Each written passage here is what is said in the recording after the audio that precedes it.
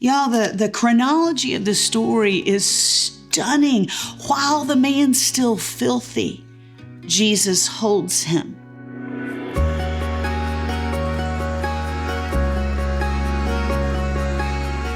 Welcome back to the NIV Application Bible Podcast, y'all. So excited we're in the Gospel according to Mark. And I have to dance because Mark is the most active of our four Gospel accounts at the beginning of the New Testament. I want to read to you from the beginning of Mark. There's this place, I really want to highlight that where it says reading Mark. I have so many friends who say, Lisa, I don't really know how to read the Bible. I'm not sure how to step into it. Seems like it's so complicated. How do I step into it? Every single book, y'all, in this NIV Application Bible has basically cheater notes, how to read this book. Listen to what this says about reading Mark. Mark reads like an action-packed drama. Most of his gospel is a fast-paced story of what Jesus did, occasionally interspersed with some of Jesus' sayings. The only extended, uninterrupted speech of Jesus is found in chapter 13. After beginning his gospel with the ministry of John the Baptist, Mark describes the Galilean ministry of Jesus, a period of time away from Galilee, and then the trip to Judea and Jerusalem for the final days of his life, a story that covers 2/5 of Mark's gospel account. The word immediately is used 47 times, giving this whole account a sense of urgency. Now, Mark is the one who wrote these words down, but most scholars, including one of my mentors, Dr. Craig Blomberg, who's of course one of the contributors in this book, believes that Peter is the narrative voice of Mark's gospel. And you remember Peter's story. Pete probably had ADD.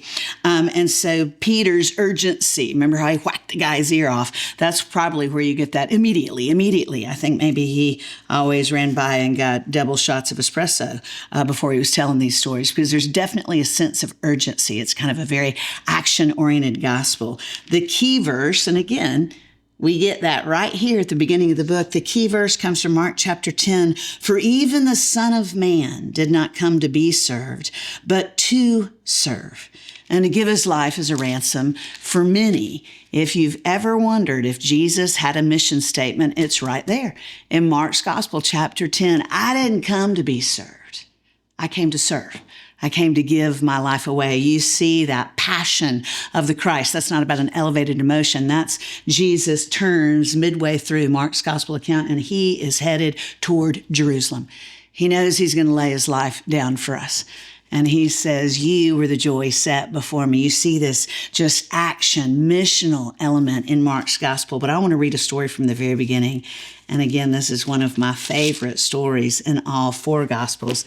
This is Mark chapter 1, verses 40 through 43. A man with leprosy came to him and begged him on his knees, if you are willing, you can make me clean. Jesus was indignant. He reached out his hand and touched the man. I am willing, he said, be clean. Immediately, it's one of those 47 times of urgency. Immediately, the leprosy left him and he was cleansed. Now, to understand the historical context of that brief healing story of Jesus at the beginning of Mark, you've got to remember that leprosy is the oldest recorded disease in biblical history. And we think of leprosy as a skin disease, as a dermatological disease. It's actually a disease of the nervous system, but it emanated outwardly. So lepers were horrifically disfigured after they had suffered for a little while with the disease. Their skin would be hanging off in shreds. Their hair would be bleached white. Their teeth would fall out because their gums would recede. Their noses oftentimes were either gone or horribly disfigured. They would lose all their connective tissue. And so in ancient society, lepers were completely ostracized because leprosy is a highly contagious disease. And so according to the Old Testament, Levitical law, ceremonial law, lepers were not allowed to be touched by someone who didn't have leprosy. Leprosies are not allowed to be among well society, not allowed in worship, again, because of the fear of leprosy spreading. So in this short story, a man with leprosy leprosy. Another gospel tells us he's outside the city gate. Jesus is coming into the city, and he recognizes Jesus. He calls him Lord, and he says, if you're willing, you could heal me. And our Bibles say right here in the NIV, it says that Jesus was indignant. Some translations say moved with pity. All those phrases come from one word in the Greek text. The New Testament was originally written in Greek, a little bit of Aramaic, and the word is splagnizomai. If that sounds familiar, it's the word that we get our English word spleen from. Basically, it means from the guts of God. So when Jesus encounters this man who is horrifically disfigured, but not just physically, he's been socially cut off. He has not been hugged by anyone without leprosy, probably in years. And he begs Jesus, if you wanted to, you could heal me. Jesus is indignant by the man's segregation, by his separation, by his ache. And he says, splagnizomai. He reaches out, and listen to this, y'all. He reached out his hand and touched the man. I am willing, he said, be clean. Listen to this. This is just stunning. Jesus is not annoyed at the man for breaking the ritual barriers that bar him from any contact with others. Jesus being indignant may involve expressing the anger of God toward the ravages of the disease. His compassion for the man is expressed in his touch. Probably the first time another clean human has touched this social outcast in a long time. He also commands him to be clean, and the leprosy left him. That's straight from the notes. Do you see that? Y'all, the chronology of the story is stunning. While the man's still filthy, Jesus holds him, and then he heals the leprosy. What a compassionate God we have. Mark and Peter, the narrator, highlight that all throughout this gospel account. And don't you think that's probably because they needed compassion so much?